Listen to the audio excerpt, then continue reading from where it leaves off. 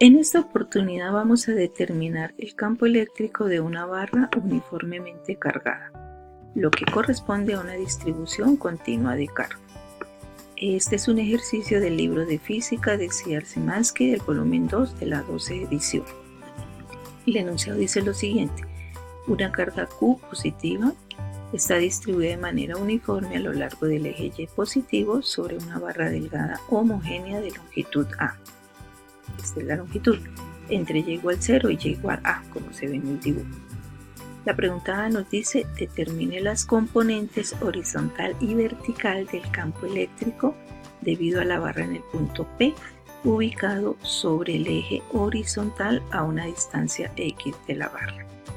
La pregunta B dice: si ahora en el punto P se ubica una carga negativa de valor menos Q, nos pide determinar las componentes de la fuerza horizontal y vertical que la barra ejerce sobre la partícula. Y la pregunta C nos dice cómo cambian las componentes de la fuerza sobre la partícula menos Q si esta ahora se ubica en X mucho mayor que A. Veamos la solución. Ya que la barra es una distribución continua de carga, aplicamos para las componentes rectangulares con respecto al eje X del campo eléctrico en X la magnitud del vector por el coseno del ángulo y en Y la magnitud del vector por el seno del ángulo. Ahorita ubicamos los límites de integración. Veamos un esquema vectorial de un diferencial de campo eléctrico en P. Entonces, como este es un elemento de carga el que estamos tomando, sabemos que toda la carga, ¿cómo se representa? Como lambda por A, que es una distribución lineal de carga. Al tomar un elemento de carga, un dq, o sea, diferenciando esta expresión, sería dq igual a lambda por dy. Ese es, digamos, el esquema que nos generaría aquí para el diferencial de carga. Ahora, ¿cómo es el campo eléctrico, el diferencial de campo eléctrico en este punto debido a este elemento? Entonces, como la carga es positiva, ese elemento de campo eléctrico sale de la carga. Y esto ya va a ser un diferencial de campo eléctrico que aquí, si imaginamos un sistema de coordenadas, va a tener una componente en X y tendrá una componente en Y.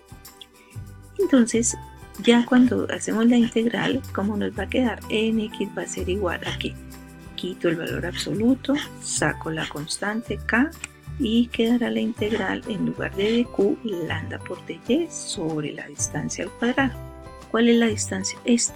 Y al cuadrado, ¿cómo queda la hipotenusa de este triángulo de longitudes? Y cuadrado más x cuadrado. Aquí dice por el coseno del ángulo. ¿Y por qué reemplazo el coseno en términos de esta distancia luego? Porque el coseno notamos que es una variable de integración. Si tomo el elemento acá, el ángulo es menor, si lo tomo allá, entonces es una variable que debo integrar necesariamente. Entonces me queda más fácil reemplazar el coseno en términos de las longitudes. Es decir, que coseno del ángulo va a ser igual a cateto adyacente sobre hipotenusa. Y la hipotenusa es ese término al cuadrado más este al cuadrado. Estas son dos potencias de la misma base. Entonces, ¿cómo me va a quedar acá? Elevado a la 3 medios. ¿Qué hice de acá a acá? Saqué los valores constantes. K pues ya estaba, lambda lo saco, X lo saco y me queda la integral de Y sobre ese cociente que teníamos antes, que es la suma de esas dos potencias de la misma base. A esta expresión la llamaré la número 1. Ahora voy a resolver la integral. Simplemente la copio aquí sin límites. Y lo que voy a hacer es esta sustitución trigonométrica, y igual a x tangente de teta, de tal forma que de y será x secante cuadrado de teta. Reemplazo de y x cuadrado, x secante cuadrado de teta por de teta, a los reemplazos correspondientes, simplifico y finalmente voy a llegar a que esta integral es igual a ¿cuánto? A 1 sobre x al cuadrado seno de teta. Finalmente, la integral, ¿cómo se va a poder expresar? Como 1 sobre x al cuadrado por el seno del ángulo, pero el seno de teta es igual a ¿qué? Cateto opuesto de este seno sobre la hipotenusa, en términos de las variables que yo tenía para integrar antes. Ahora esta ecuación 2 la voy a reemplazar en la 1, pero reemplazando los límites de integración, teniendo en cuenta los límites de integración. Haciendo ese reemplazo simplemente voy a llegar a que x va a ser igual a k por lambda sobre x multiplicado por este término. ¿Por qué no aparecen dos términos? Porque cuando y es 0 se anula todo el resultado, entonces solamente queda el límite superior realmente. Entonces fácilmente lo podemos verificar llevando una secuencia de estos pasos que se están mostrando. La componente del campo eléctrico finalmente nos va a quedar así. ¿Qué diferencia hay entre esta y esta expresión? Que acá está en términos de lambda y aquí está en términos de Q. ¿Por qué?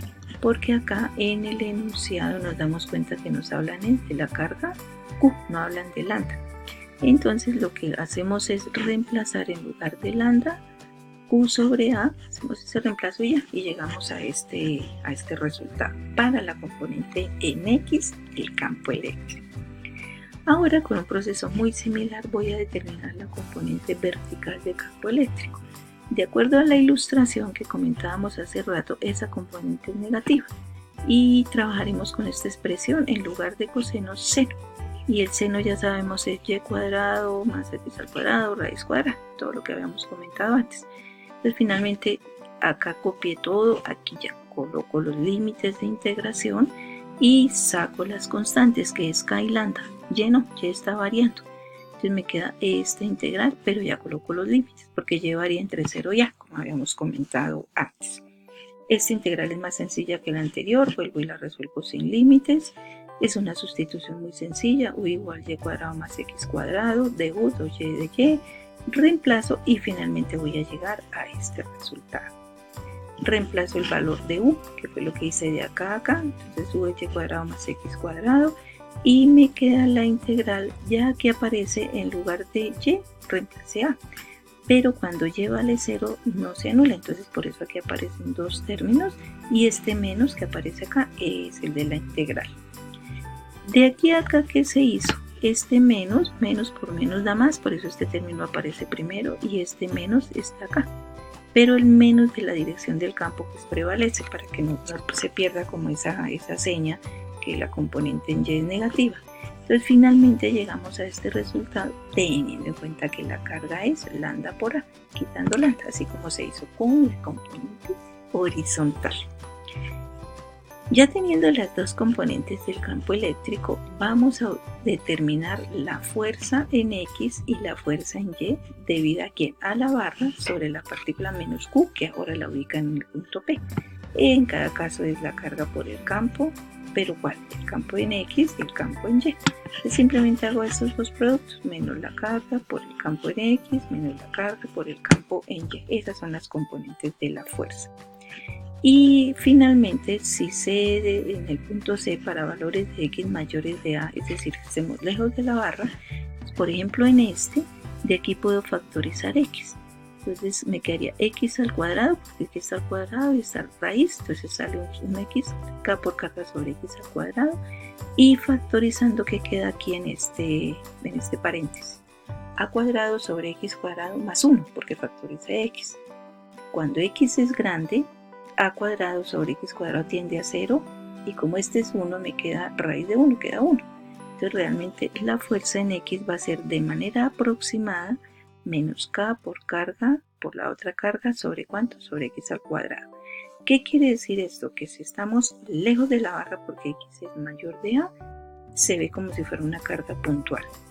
Y para la fuerza en Y, este término tiende muy rápido a 0, que indica que realmente los dos van a ser pequeños comparados con la fuerza en X. Y realmente prácticamente para puntos lejanos de la barra, el resultado que va a tenerse en cuenta es solamente la fuerza en X. Esta la podemos prácticamente despreciar. Si de pronto le interesa consultar el PDF del video, puede ingresar a esta dirección www.descartes.wordpress.com. En la pestaña Problemas de Física propuestos y resueltos, hacer clic en los ejercicios de electricidad y magnetismo y ubicamos allí los de campo eléctrico. Muchas gracias.